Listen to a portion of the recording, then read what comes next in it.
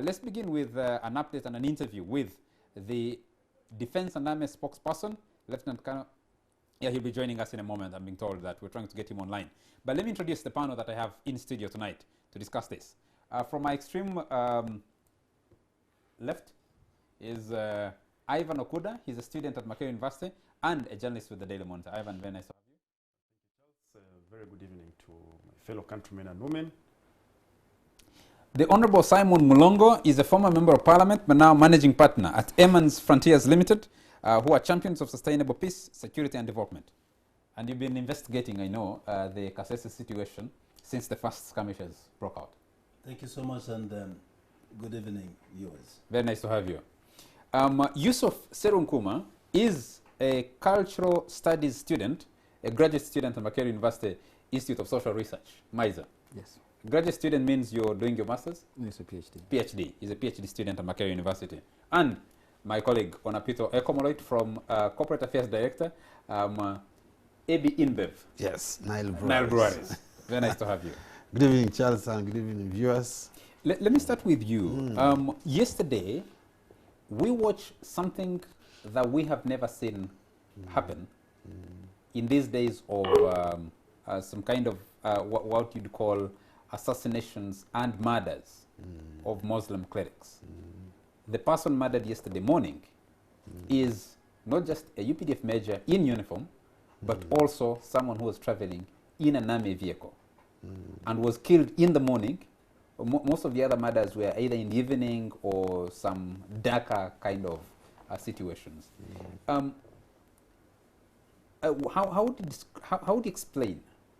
What do you make of this broad day?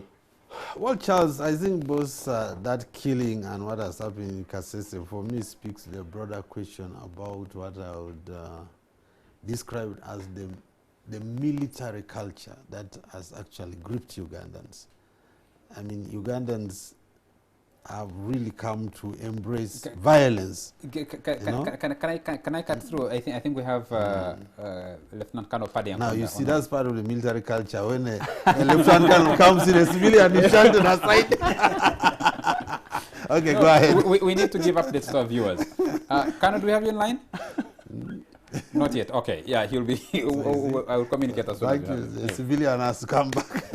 So I was just saying that, unfortunately, for all the progress the country has made, I don't think we have left our past, which seems to predate at least the NRM since '66. Sort of the desire to settle scores using force, using violence, is really ingrained in a lot of our people. And maybe that killing was a pure criminal act. Maybe it was intrigue within sections of the armed forces. Maybe he had personal scores with somebody. But it's not unusual in Uganda for people to want to resort to violence. And of course, Kasese now speaks to the bigger picture, whereby something which has gone on, a dispute, whether it's cultural, whether it's criminal, whether it's political, somehow in the 21st century, many societies have managed to transition to peaceful resolution. But we still have a lot of Ugandans who believe in using force to solve a problem. And it's quite sad in my view.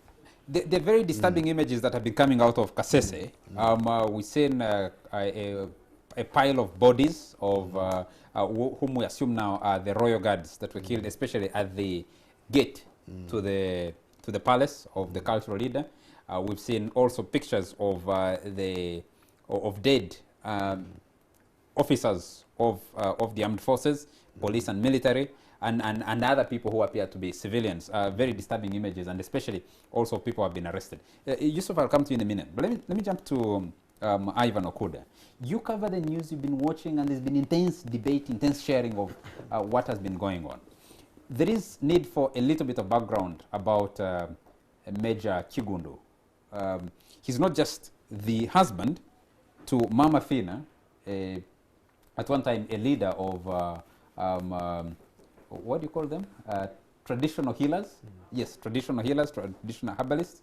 But he is also linked. He's a former member of the Allied Democratic Forces, ADF.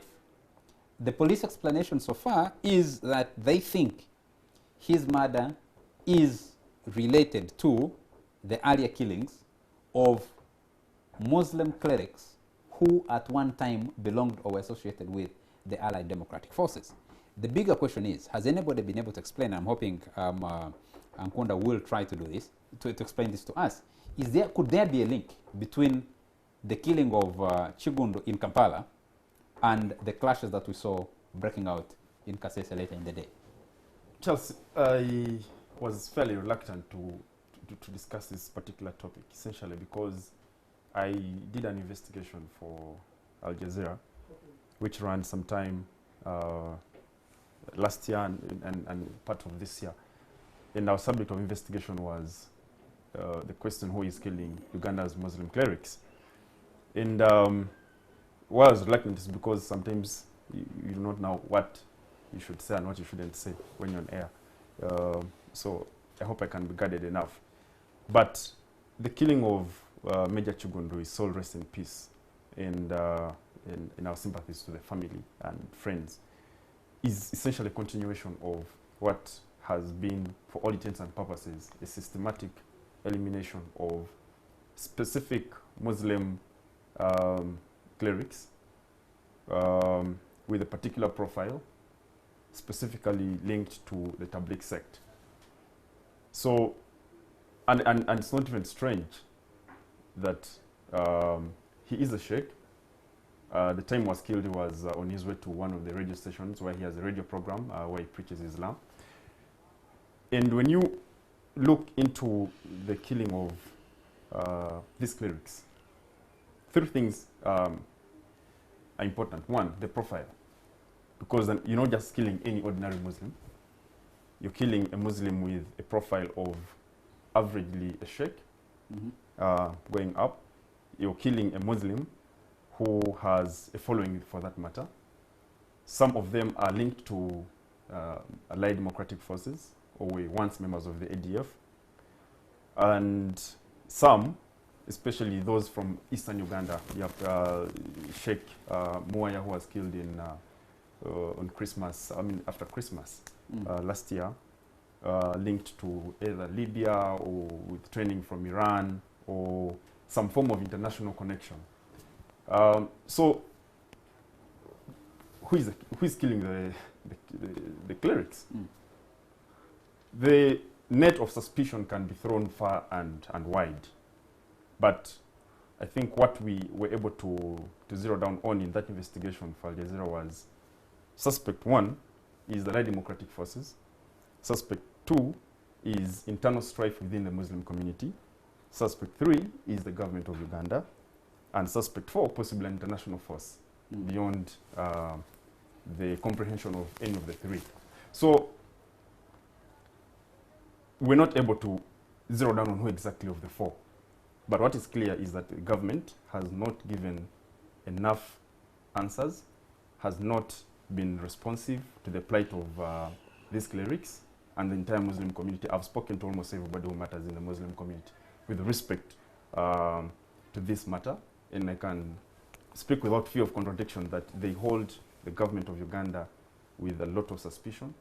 Of course, they don't have the liberty to say these things on air and write them in the newspapers, because as we speak, there are Muslims, especially from the Tabligh sect, who are in safe houses, in unmarked detention centers. There's almost more than 50 Muslims or people with Muslim names held in Ndolo prison in Congo and other detention facilities in the Congo. And the government just doesn't seem to care. And what is even more strange is in Kenya, again, Al Jazeera did a documentary entitled Inside Kenya's Death Squads. Very scary. Almost a similar script with what's happening in Uganda, specifically in Mombasa. You have the felling of sheikhs.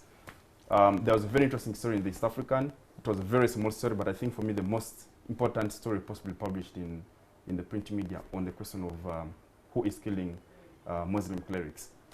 Anybody could have missed it, but you see mention of apprehension on the part of the United States, and in respect to the question of terrorism, and working with countries in the Great region to specifically see how to deal with the Tabligh sect, which is growing. So it's a very complex Great Lakes region question, a question of international forces. In Kenya, for example, from what the Al Jazeera documentary found, the people that actually, one of the people that they interviewed in the killer squad is trained by UK, others are trained by Israel, others are trained by the US.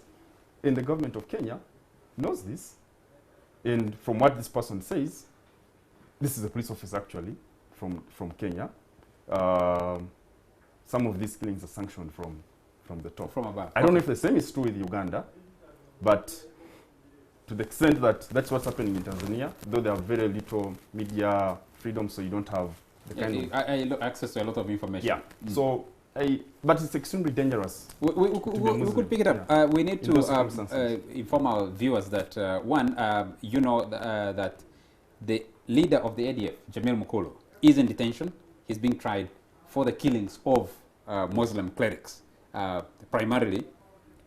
But what is happening in Kasese, Bundibujo, and talk of what has been happening about camps in the Democratic Republic of Congo, actually, as we speak now, there is also killings and attacks across the border in the Democratic Republic of Congo. What we're hearing now is that these attacks are targeted at ethnic Banyarwanda type of people by suspected what should be ethnic Bakonjo Onandi across the border, but we'll get the details later. Yusuf, let me come to you. You're an academic, you follow these things. The killings of Muslim clerics is not new. It's been running for a few years now. The attacks in the Rwenzururu belt, along the Rwenzururu ranges, are not new. What explains this? How would you explain this? Thank you so much, and good evening, viewers. First, I want that we speak about these killings separately without actually putting them together. Then, at a later point of analysis, we can talk about them as one whole. We need to first think about the killing of Muslims as an entity in itself. And as Ivan has outlined, there's so many ways of thinking about it. You can think about it as internal wrangles, which is the popular narrative that government is always telling us. And you can also think about it as ADF.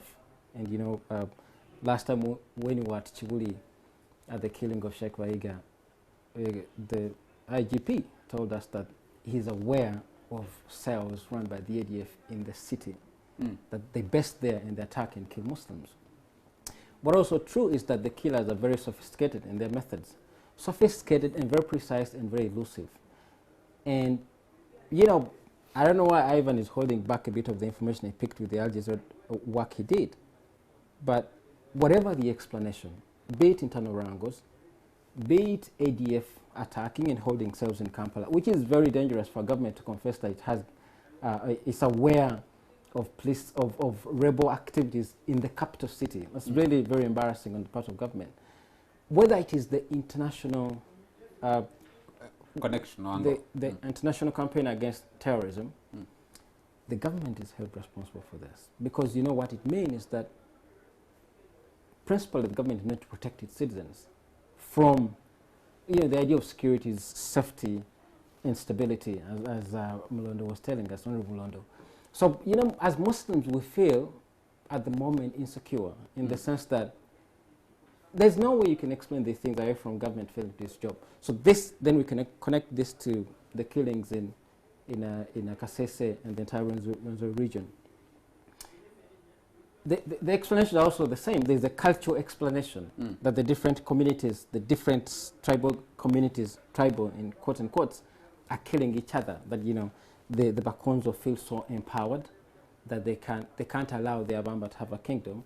And so the rumor that the Basongora kingdom is likely to be recognized by the president, so that there's this clash.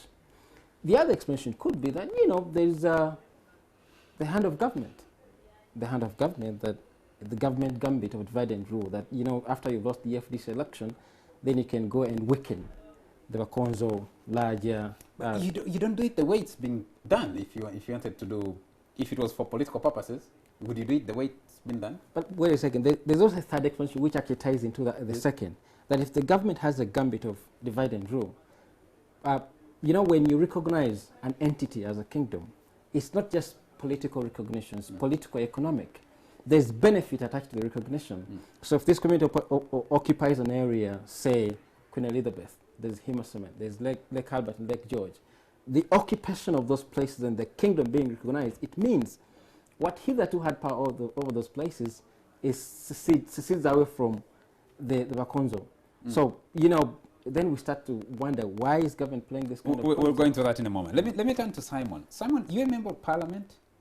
You now do consultancy on peace, security and development. How do you explain the killing of Sheikh Kiggundu yesterday? I think, first of all, I want to agree with my colleagues largely that there is a phenomenon that we need to consider that affects the Islamic faith, particularly a sect within the Islamic faith of the Tabligh that has, for ideological and political reasons, taken up some activity that runs counter to the establishment of the state, the government in Uganda. And it seems like within it, there are emerged contradictions, descending grouping that now has turned guns against one another. And that could be localized in the sense that there's one group fighting the other. If you look at the memoirs by late Kiggundu, the voice that he's been talking of late, appealing to the other side to concede, to reconsider, to unite and cease hostilities, it shows specifically that he's appealing to a counter group within the Tabligh faith.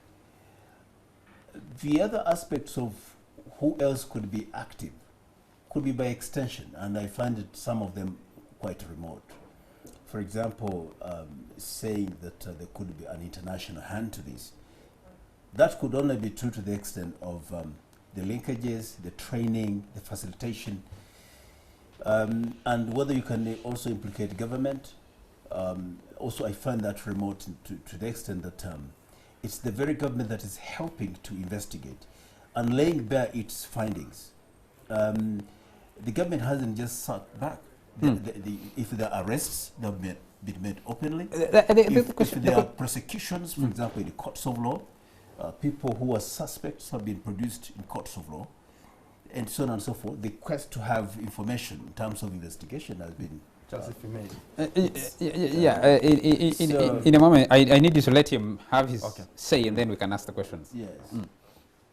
So today I think that, yes, you can suspect everyone and anyone, but I think we have key pointers to be more intra the Islamic faith itself than actually outside it.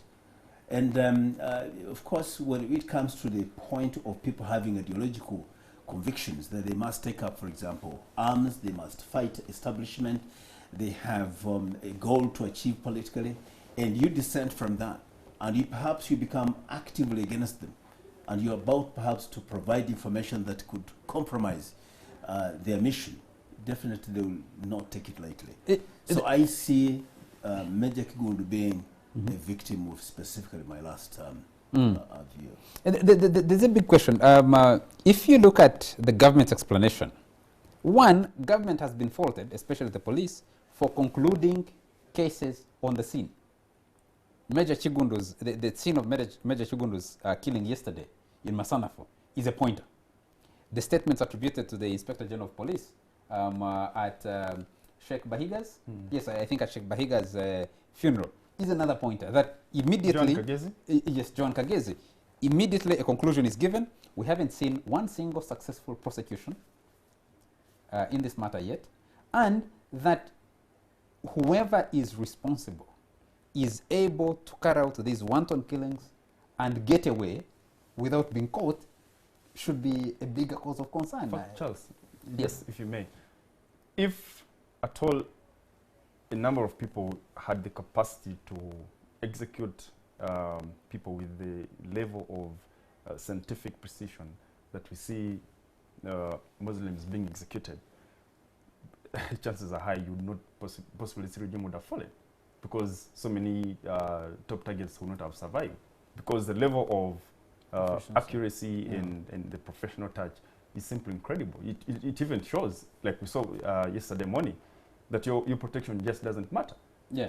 The killing of Sheikh Kiria, for example, was it Chideka or Wegere, one of the two? Wegere. Wegere, yes.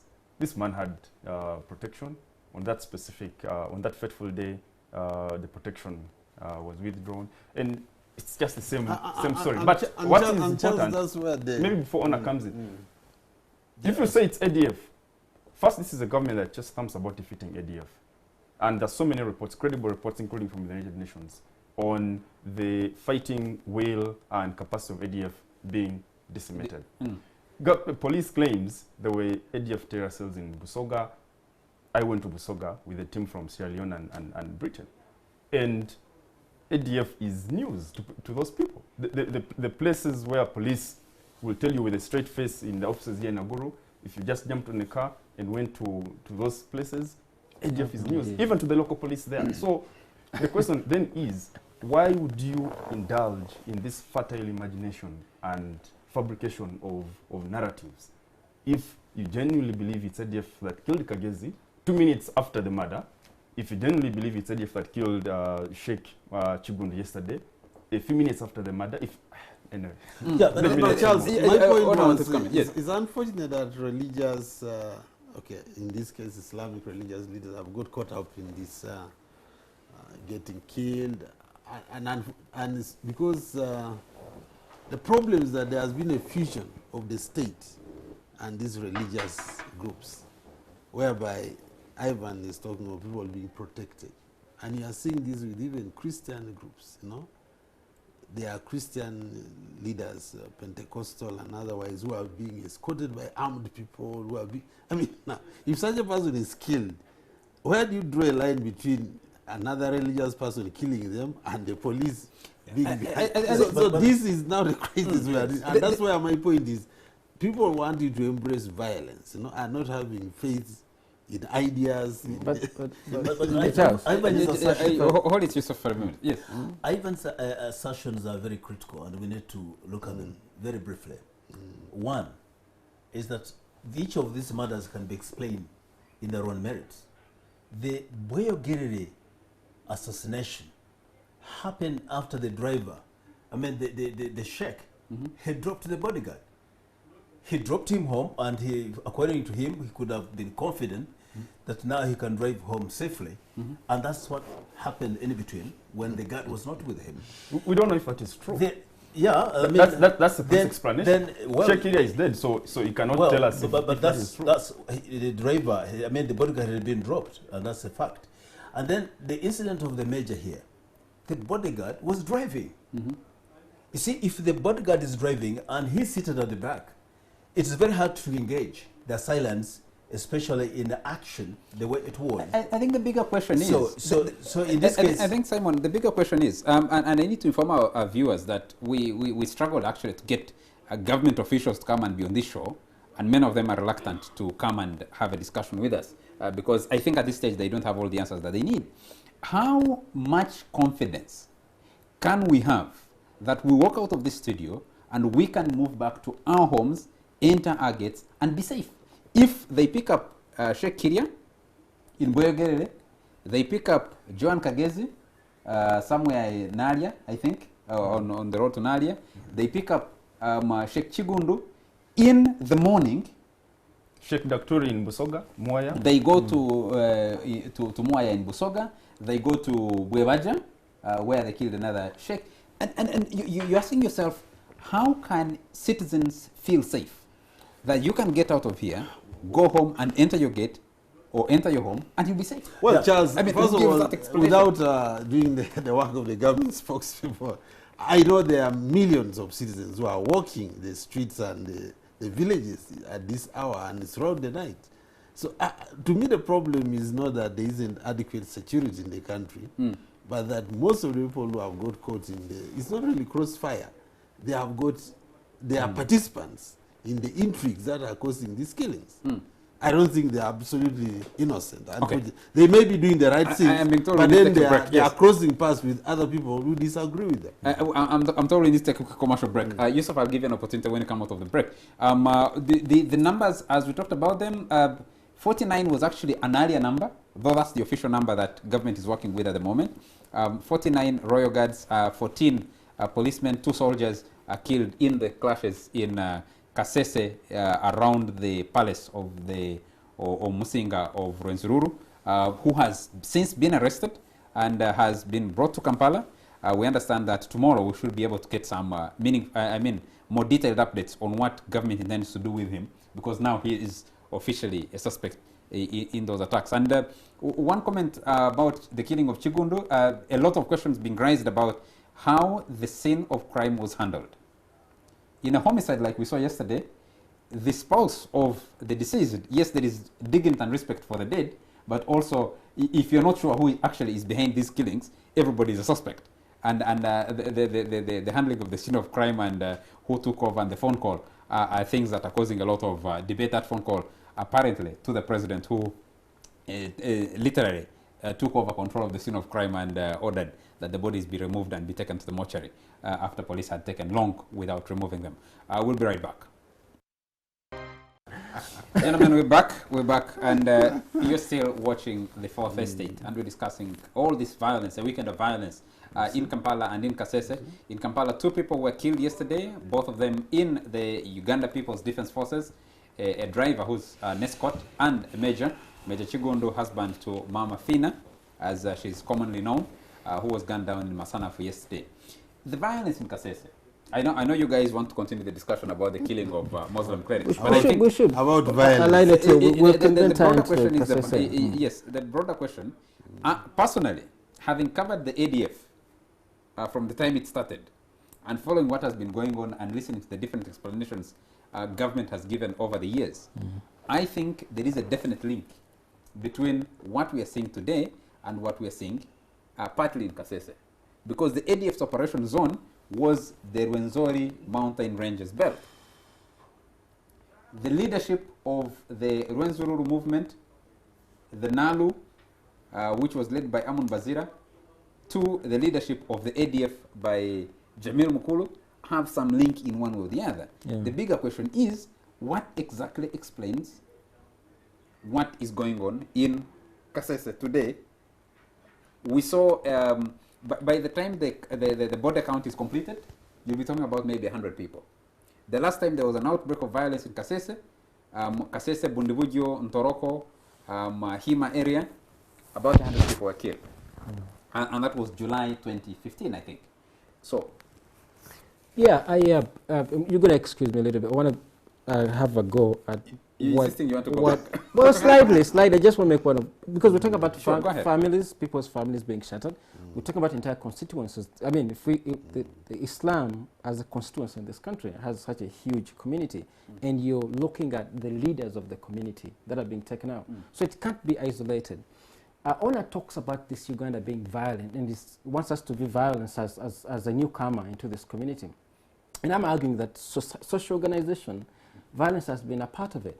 But the question is, how is violence deployed? The idea of government, that government controls the tools of violence.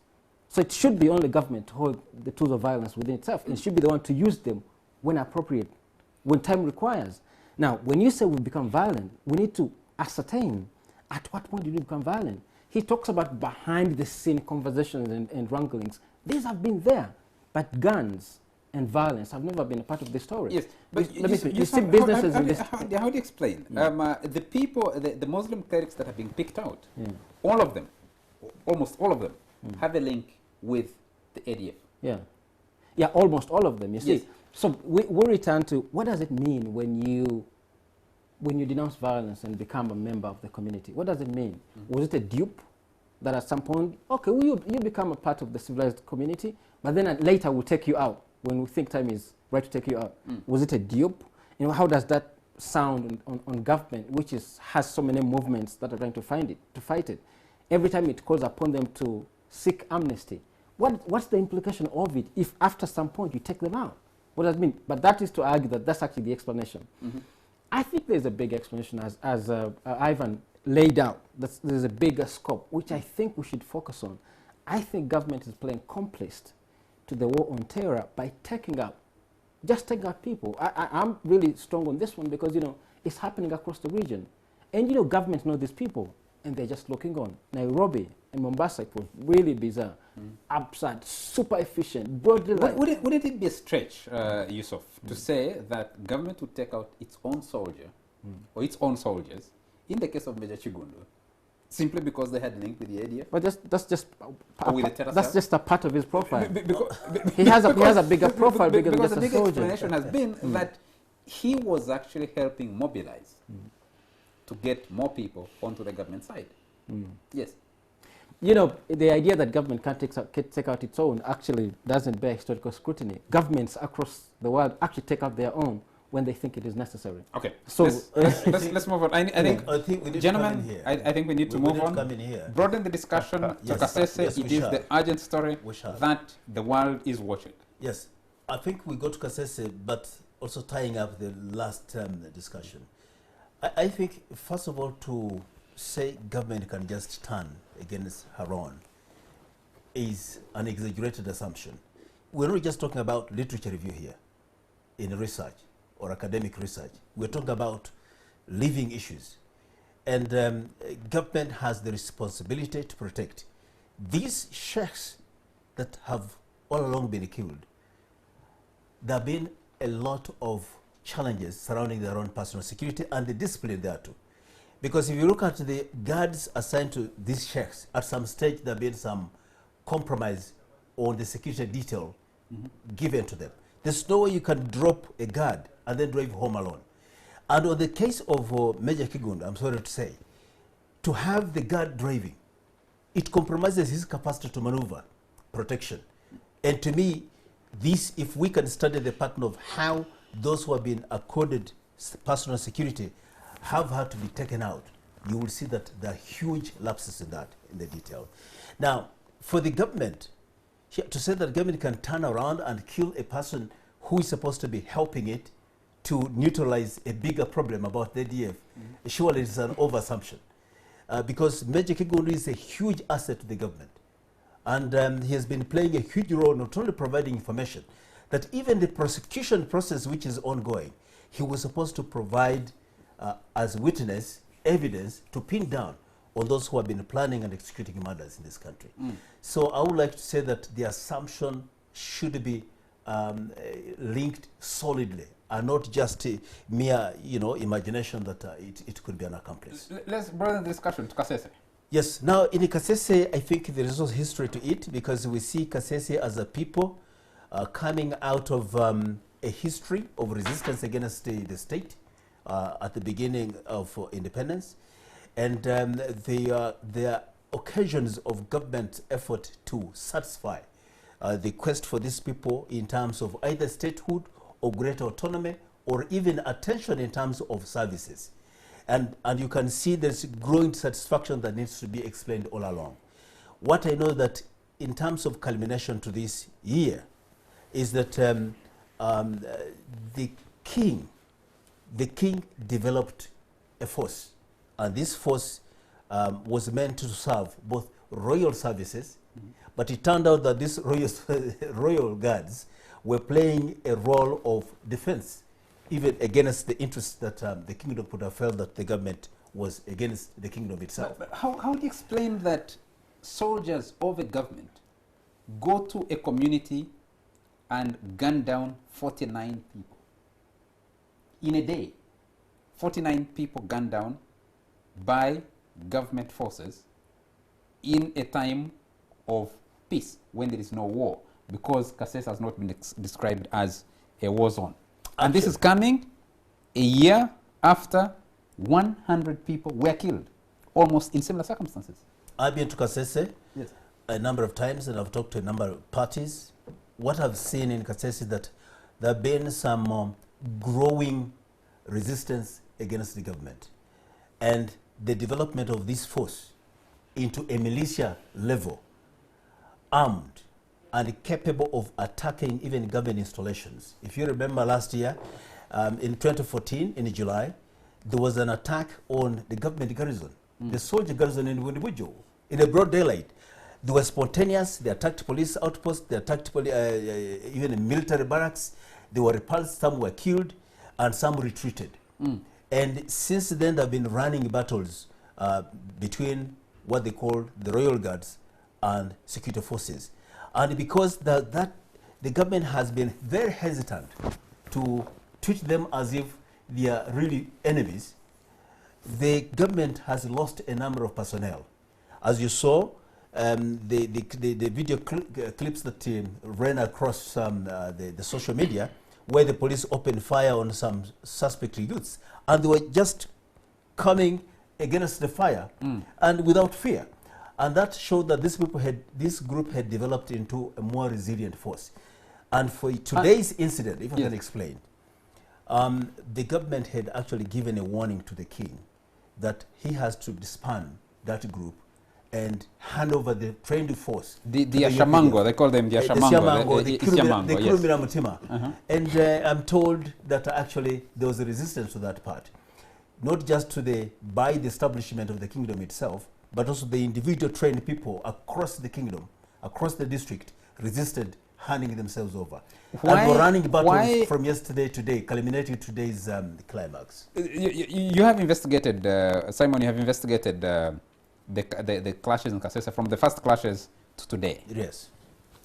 What is, I know that there will be a discussion between the cultural leader of the Rwenzururu and the president. What is it that they have disagreements over? What is the disagreement about?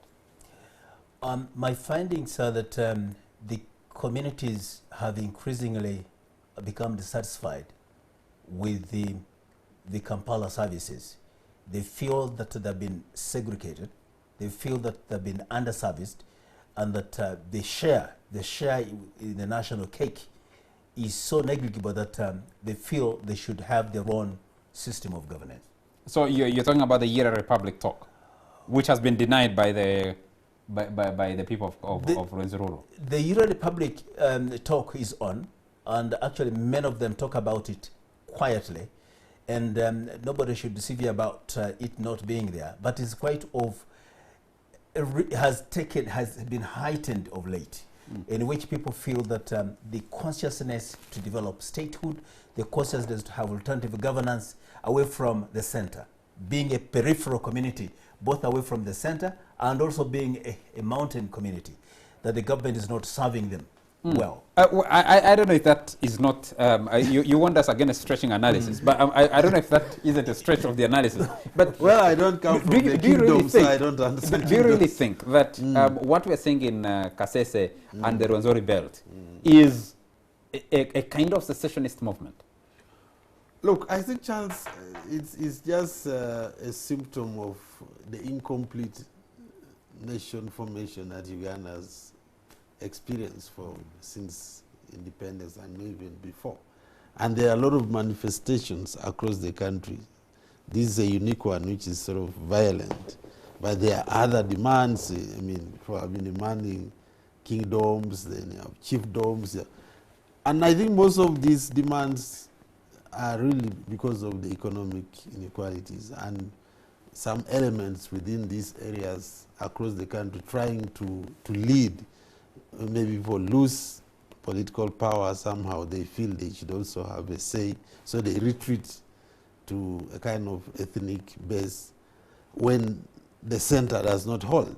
So certainly, I think until when we have a truly functioning economic system where all sections of populations feel, you are always going to have this kind of discontent manifesting in different forms. Of course, this one is what I talked about, those who still believe can be violent. There are others.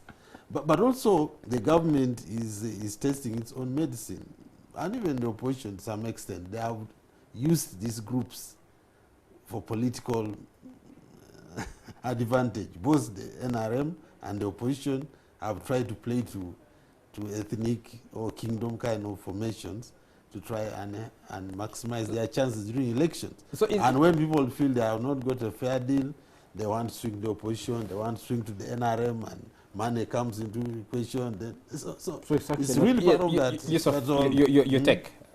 So, we need to appreciate what we're seeing in Kasese through a broader historical context.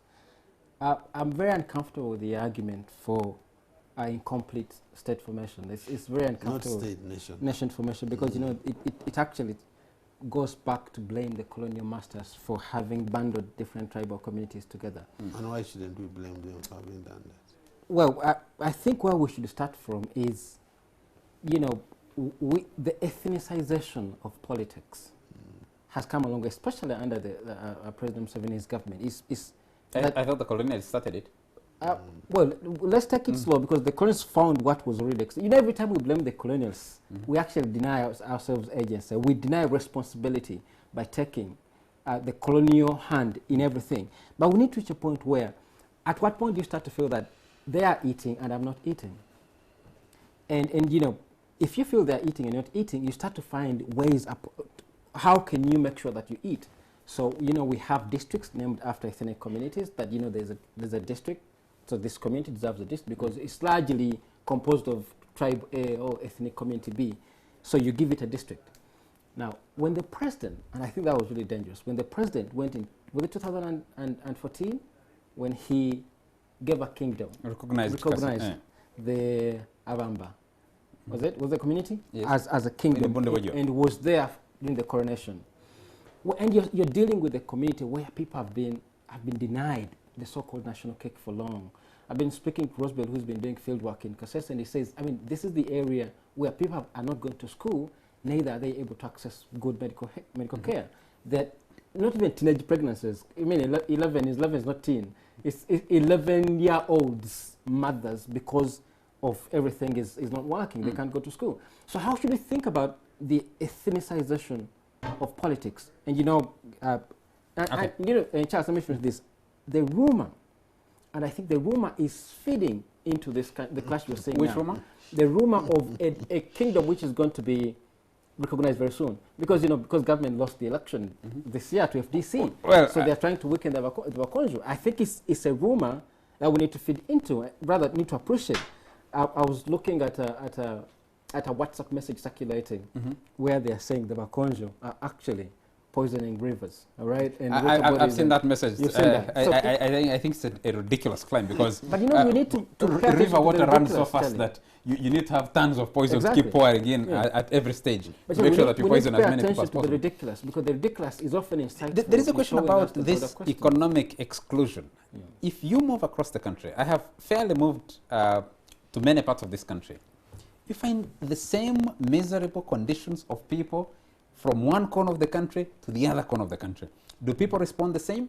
I wonder what the difference is between the livelihoods of people in Kasese and those in Karamoja, and those in Kisoro, and those in Teso, and those in Nebi. I just can't find it. And I'm asking myself the question, is there something more?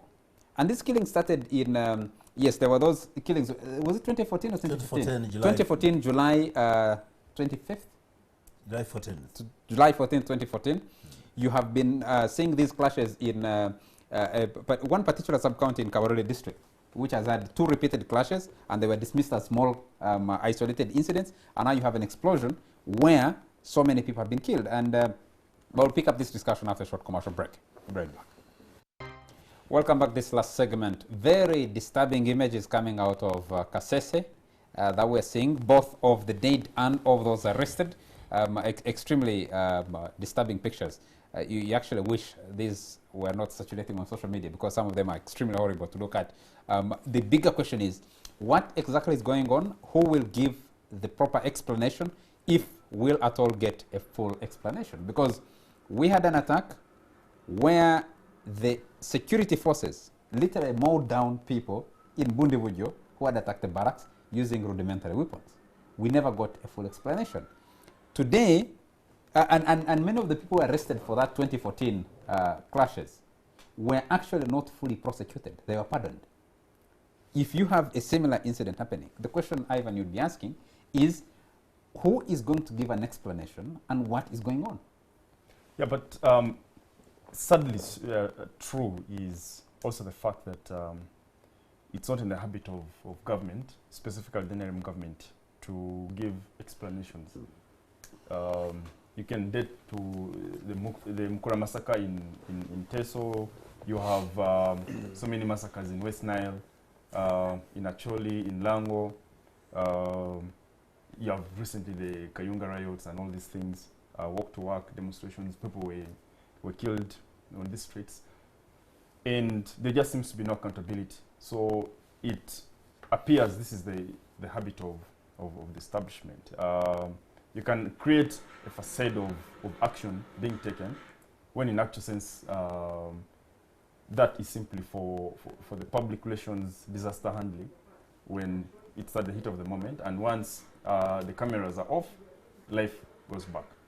And the president knows this, because at a speech he gave in the eastern part of the country, in Busoga, he said people that were involved in, one, he regretted that the army involved in killings that shouldn't have happened, and they made mistakes that should have avoided. And he said people should be brought to book. Of course, that process has not happened. But sticking to Kasese, I think for me, the part of the explanation and part of the analysis on Kasese should also be linked to the politics of Mr. Yoweri Museveni and the national resistance movement as a whole, which is essentially constructed around intrigue, constructed around deception, constructed around playing one group against the other. That is the kind of debate that you can stretch to the Muslim community, because there's been conflict from Obote, before Obote, during Amin's time, when the Uganda Muslim Supreme Council was created, before we got independence in the Muslim community. It seems to have heightened, and then you say connection with the killings and what we see now. So the trump card of intrigue and playing one group against the other is essentially how Mr. Museveni operates and how the NRM operates. You can see that in Tororo district, for example, only that it's not escalate to the point of... So the recognition of Rwenzururu Kingdom, yes, which was formerly part of Toro Kingdom, which is followed closely by the recognition of a cultural institution for the Obudingia Wawamba, which is actually part of the reason you have all these. Yeah, coming. So, because, for example, there's a very interesting book by the Center for African Cultural Excellence on the Rwenzururu question, with interventions and aspirations, published in 2014.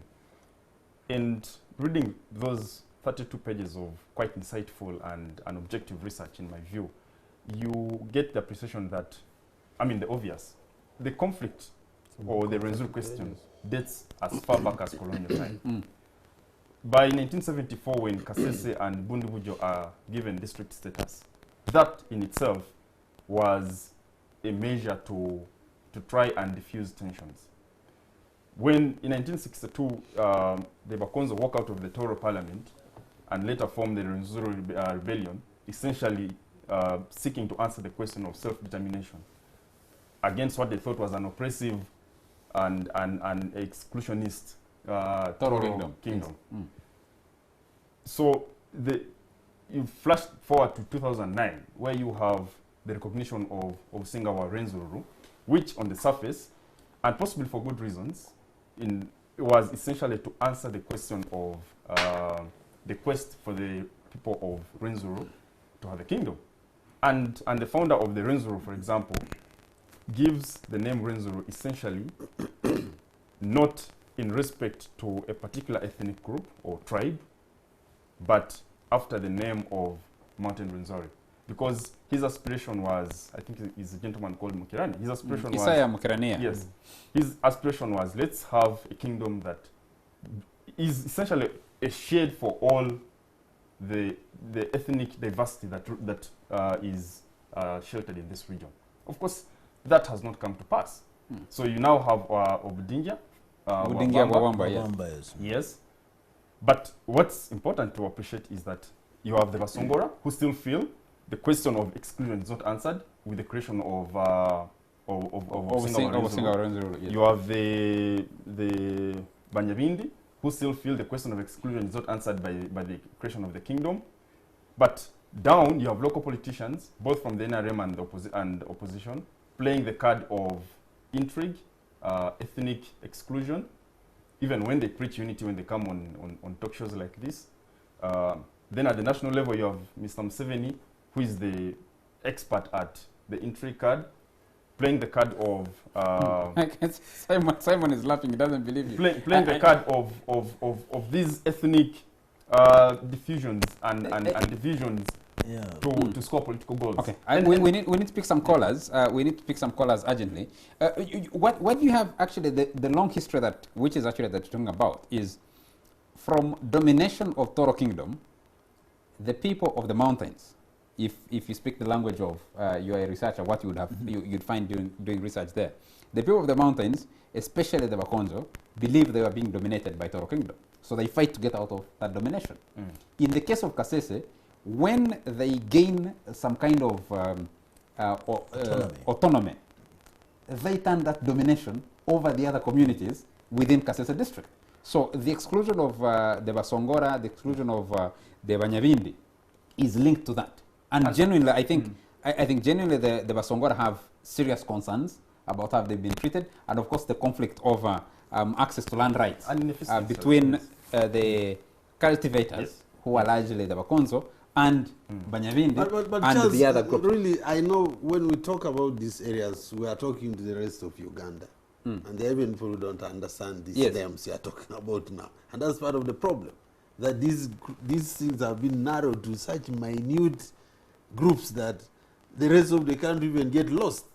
And so the outrage in Kasese is not perhaps shared across the country, despite the bodies filing. And that's what the part of the problem. Just hold on, you're on social media, so you may think it's shared. No. Let me make my point. I'm only saying that the problem is that these issues never get addressed using the people who are actually complaining.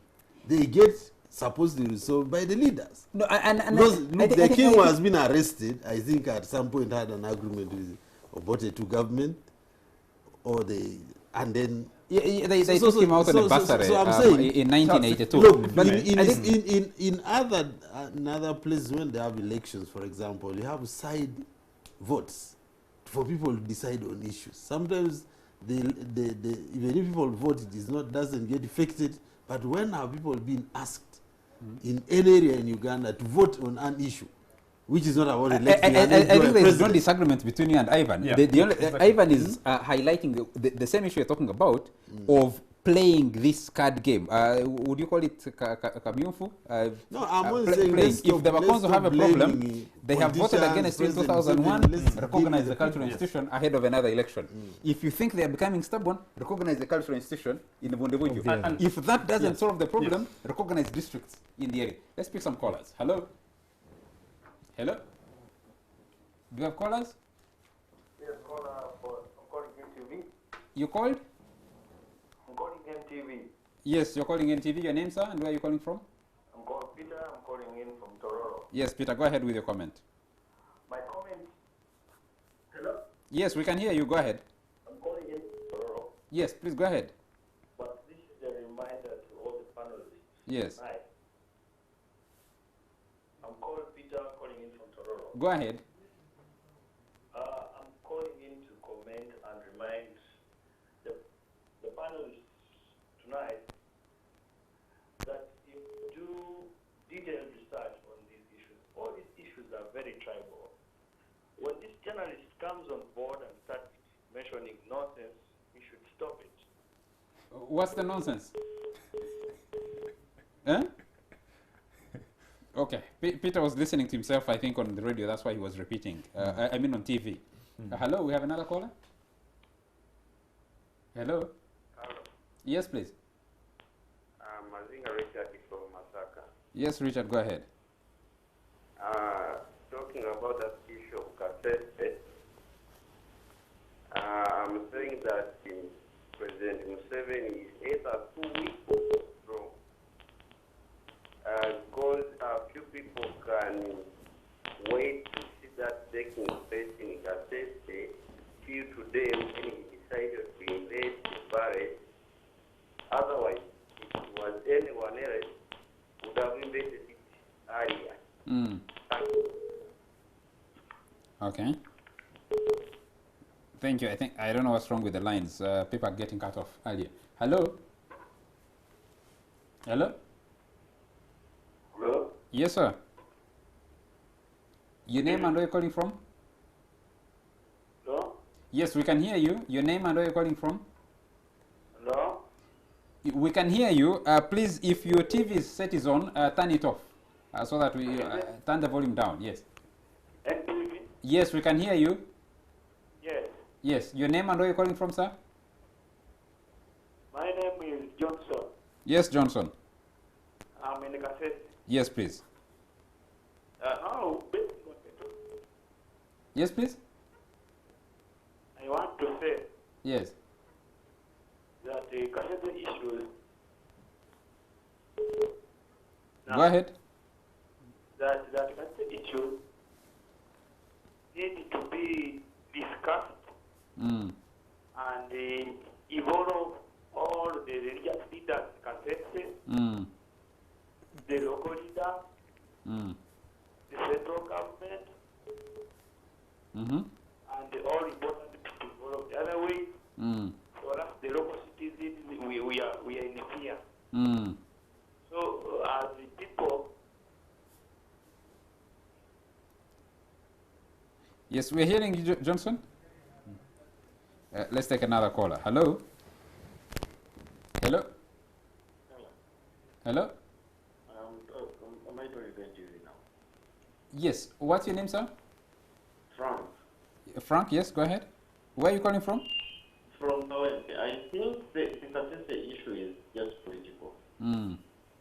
And to come down politically, talk to these people and understand their actual problems. Mm. The idea of a country going to war with its own people cannot work. This definitely can't. Mm. Unless we are saying we're excluding Kasese from Uganda Mm. and we are fighting them as locals. Mm. Thank you. Thank you, Frank. Do we have another caller? Hello? Hello? Yes, please. I would like to make my contribution. Your name, sir, and where are you calling from? Morris Tosime, calling from Kampala. Yes, Morris, go ahead. Hello? Yes, we can hear you. Just go ahead. Okay. I think it's unfortunate that these guys, the Mumbere, Go ahead. yeah, I think it's unfortunate that these guys, Charles Mumbere, is leading these guys to reckless dying. Because at the end of the day, the government is not going to end it militarily. You just have to talk to Mumbere so that he talks to his people, and then he probably will give him money, which money he will not share with the locals. But the people who have died, it's very unfortunate. Yeah. Oh, thank you, Morris. Hello, do you have another caller? Hello? Hello? good evening. Good evening, sir. This is Haji Kaziba Yusuf calling from Uganda. Yes, please, go ahead. A question to Honorable MD. Don't you think these issues of Muslim killings are social, economic, are social, political, and they therefore need social, political solutions to be addressed? In instances where we have seen all of them being gunned down in the same manner, but we as the government, we are giving them guards which are helpless at the moment, and these are identical people. When even the list is there, they come out to tell the public that they are being mentioned and they are being told that you are the next in the queue of death. Therefore, death is within their lines. Now, we are living with them. Are we safe? Thank you. Because we are living with the people who are identical, and where is the safety for them? If they don't find safety in their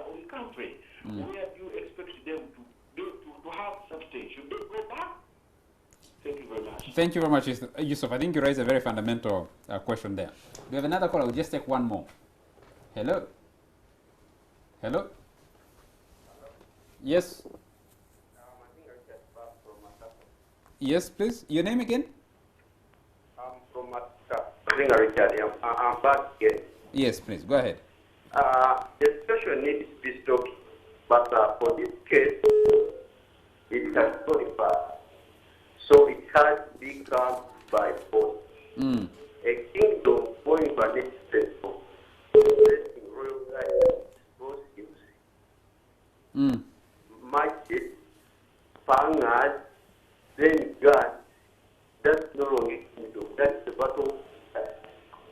This turning very back into a battleground.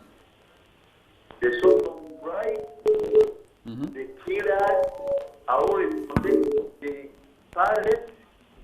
So the president or the commander took so long to decide. Even killing policemen and soldiers, which comes to that. Thank you, Johnson. I guess should always act, but not. Thank you. Thank you. I think we need to bring the discussion back into studio here. We had a comment from Mike Segawa. Mike Segawa had a comment. Let me just check Mike's comment. Joseph Nwabide says, gentlemen, in the era where countries are federating, it's very inconceivable how a certain section of the population can even think of creating an enclave state. The agitators for the so-called Yira Republic will collapse just like the agitators for the so-called Nile Republic did collapse. That's Joseph Nwabine. Another listener here says, as a temporary solution to Kasese crisis, can the government hold the further granting and recognition of more districts and kingdoms in Kasese region? I think that's a demand that's been running for so many years, which we haven't had an answer for, creation of these new other outfits. John Cation Muhindo sent a message earlier. He said, we need to know now that in North Kivu, in Congo, is also on rampage. That the Banande are hunting down Banyarwanda because of what is happening in Kasese. Government should have surely avoided this. We also had a message from, I'm trying to find the message from, the message from, let me see, where is it? Yes. Yes, there's a message here of someone says, my question is, where were the intelligence services when all these radical guys were being militarized? Where was intelligence? Yes, Mike Segawa here says, by the time you give someone protection, you have a good idea of his or her purposes, or her pursuers rather. That explains the answer police offer to Muslim shootings. The most important question is, if ADF assassination of rival sheikhs are successful, are we safe with actual terrorists targeting larger groups? And of course brings us, gives us an update that among the people rounded up in Kasese is journalist Joy Doreen Bira. I also had a message from from Brad Rulinda, who says, what we need is to sit down and discuss these things and make sure that there is peace, a harmonious coexistence in the country. Gentlemen, before you come in, let me start with, there was a direct question to you. Don't you think these have a social, political leaning and shouldn't be answered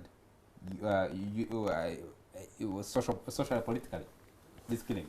That's a question from someone in Uganda, I think, yes. Of course, the killing, first of all, are done militarily or using military means. And so there has to be some security aspect to it for purposes of immediate response. But the wider question still is ideological, it is political, and therefore it is social as well. So I agree with the caller that the government has to cast the net wider. Why should we have resistance against the government? It could be some people feeling excluded, people feeling that they're not participating at the core of the activities of the state. Okay. So such things require that there is a political response to it. Gentlemen, we have very little time to get out of here. So let me run from Ona through. Should we be discussing at this stage, with what we have seen in Kasese, should we be discussing the underlying issues or the government's response to this crisis that has resulted in what we're seeing today? Well, in the run-up the 1995 constitution making, I think most of the questions were being asked whether people wanted federation, people wanted what, and I think some of the responses have never really been captured. And I still believe that the ultimate solution is to ask people in areas where there is contention to prove via a vote what is actually the popular sentiment, and then decide whether to respect it or otherwise. Okay. But otherwise, the idea of just letting leaders determine what is supposedly the views of the people, and then you end up agreeing with those leaders, pleasing them or displeasing them, does not solve the problem. Thank you. Yusuf, are we asking the right questions? Are we doing the right analysis at this stage? You know, as an academic, I want to look at the continent as a whole, all formerly colonized places, and the idea of building a state. If you look across the continent, you can't imagine the number of states with secessionist movements. If you want to think about Kasese's secessionist movement, and the explanation has always been economic disenfranchisement. So across the continent, I mean, even in East Africa alone, even in a place as Rwanda, they have a secessionist movement in Rwanda, that small country. There's a group which wants to break away. In Burundi, there's a group. Mombasa wants to break away from Kenya. From this Kenya. So how should we think about movements that come up, and part of the narrative is one to secede from the so-called mother country. The idea that the nation is still being made, it's not yet made. The explanation is partly political, but mostly economic. So every time we look at the economy, that when people feel disenfranchised, like I told you, when you go to the ground, and I think the Honorable will tell us, anybody knows this, that in Kasese, people are actually disenfranchised. Now what happens, they start to think about, I think even in Uganda, if Mr. Museveni wanted to deny the Baganda any respect for the kingdom, he would have just empowered them financially and economically. They would lose, because what draws them towards the king? What is there? There must be economic and political value. So it turns political when they see economic value in it. So the best way I think we should think about Kasese in the larger picture of so-called secessionist movement is, what is government doing on the ground to help the people of Kasese advance themselves? Ivan, are we asking the right questions at this stage? I'm very concerned about how government has responded to this crisis over the years. I have lots of questions for government officials about how it has explained the killings of Muslim clerics. I think your closing word. It's very sad, but the government did make a bed, and so it has to lie on it. Mr. Museveni chose his politics to be constructed, like I said earlier, around intrigue, manipulation of people against people, interests against interests. And you can see that the question of the king of Buganda and the Kayunga question, in Teso right now you have a crisis. Some political groups aligned to the president, working against others. You can see that in almost every part of this country, and that is just about how the Nigerian politics is constructed. So you cannot, for example, answer the concerns of the king, which include, among others, the fear of the dismantling of the Rwenzururu kingdom. Yes, yes. For example, now you want to create 4 districts out of Kasese, which possibly is feeding into the stream of intrigue of feeding the interests of the Basongora, the Wanyabindi, and against a largely opposition kingdom. So at the end of the day, it is sad, but the politics always has to come first. Mr. Museveni's longevity interests always have to come first. And I think the moment we begin to understand this from the purview of the larger governance question, specifically Mr. Museveni's own political project, and how we can merge his interests with the interests of the citizens, then we shall come close to finding real solutions. Mr. Mlongo, you will have the last word. This is purely how the politics has been played, and it's been played bad so far. I don't think so. First of all, we've had serious milestones of political consensus build across the timeline, and the major part of it being the 1995 constitution-making process, which was extremely consultative across the country. And the framework of managing society was built afresh from that time. And the question of kingdoms was answered then. And you said any people, any population that can come to agree to have that will have it. It's not just about President Museveni playing his cards. It's about the communities demanding for it. I think maybe the question it's not a divide and rule thing. You create small cultural institutions, you create districts where it's convenient, you create it's all not these just kinds about, of this is demand driven. These things are demand driven. My people of Namisindo are really agitating for a district in Namisindo out of Manafa. Now, the kingdom of Rwenzururu, and then some of the things have been... How, if that is the people's demand, how do you explain the mowing down of so many people? We just been looking at these images. Yes. How and do you explain that? And that's where we don't have to go wrong and attribute it to a simple phenomenon today. There has been a build-up for over 60 years in the Rwenzururu about But this. you didn't have the kind of bloodshed that you have under Obote and Amin, for example. Yes, but in any case, those two regimes attempted to create what would actually be fortifying unity. Gentlemen, Yes, if I can just we answer, cannot reopen but the also that debate. build-up. We need to get out of here. Exactly. The build-up had not reached the level it has reached today. Yes. And that's So why the why reaction now? could not have been that. So why now? And There's so no I fair think that expression for it. for all the fair purposes, we need to look at the deeper question as to the structural causes of all this. There is a history to it that runs beyond what we see today. And my own findings indicated that there have been things that have not been resolved over time. The commissions of inquiry that were set in 63, in 72, 75, and also in the early 80s, the agreements reached between the government and the people of Rwenzururu required to be reflected upon as to what was implemented and what was not implemented. Some of which include other minority groups that were not addressed, for example, in the Kajura report. Our time is out, gentlemen. Our time is out. I'm afraid we need to get out of here. Thank you very much. Thank you very much for making time for the show.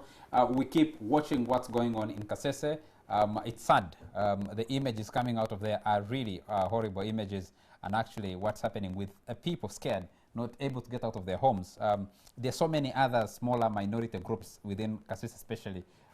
You have non-Bakonjo especially worried that this attack on the Bakonjo, who are in the leaders of the cultural institution, might have ramifications on the other communities, and watching to see how that pans out and how government provides answers for what is going on in Kasese. At the same time, you have a kingdom palace invaded after 1966.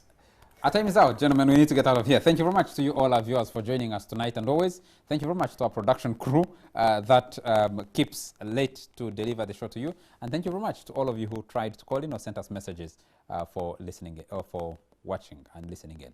Have a good night.